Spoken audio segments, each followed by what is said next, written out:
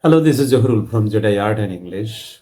Many years ago, when I was young, energetic, I was learning Kung Fu and empty handed fighting, right? You fight without any weapon, you just empty handed. It is basically an art of fighting which needs blocking and hitting, right? Suppose you block with your left hand and hit with right hand. And when you block with right hand, you hit with left hand. So it is mainly blocking and hitting, right? And you can do the same thing with your legs. Your legs can also be used for blocking and hitting.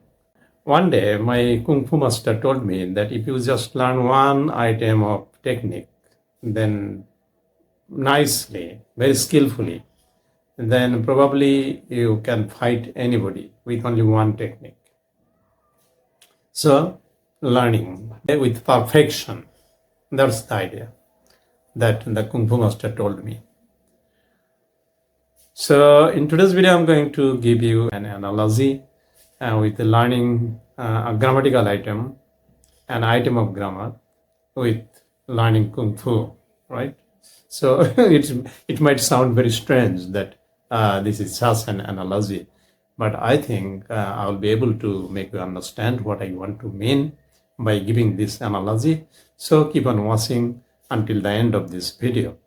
There are many items of grammar you need to know for various purposes. If you're a student, you learn it to pass the exam, okay, to write answers.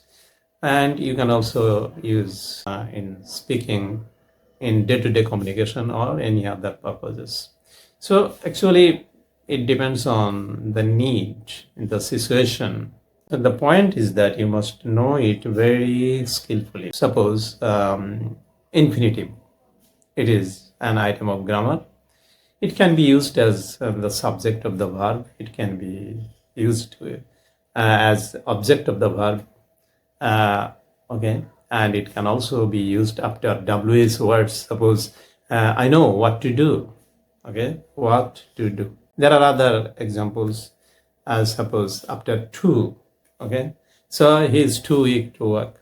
The old man was too old to carry the load. Okay, he was in a serious condition, very terrible condition. So you can use infinitive in various purposes. In writing the answers, sometimes to write the grammar accurately. And to do it, you need to learn it very skillfully.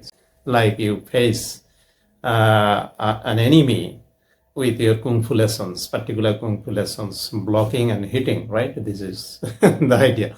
So what is the analogy? Look at the analogy, blocking and hitting.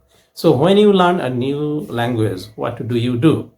You block other things. You don't keep them in your head at that time. You don't think about other grammatical items.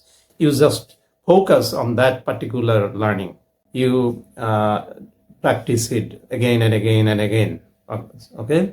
So what is the analogy between learning a Kung Fu lesson and the blocking and hitting? So here, blocking and hitting means you don't pay attention to others. You focus all your attention to particular item of grammar.